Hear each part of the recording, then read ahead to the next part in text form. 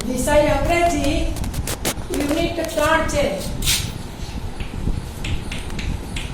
Unit 3 my family activity 6. હવે એમાં પ્રશ્નોના જવાબ છે. તો જો હુ ઇઝ યોર ફાધર, તમને ઉચ્ચાર બી આપ્યો છે મેં અને ગુજરાતી પણ લખીને આપ્યું છે. તારા પિતા કોણ છે? તો જવાબ મુકેશભાઈ ઇઝ માય ફાધર. મુકેશભાઈ મારા પિતા છે. બીજો what is he? What is he? તેઓ શું કરે છે? He is A doctor. તે ડોક્ટર છે.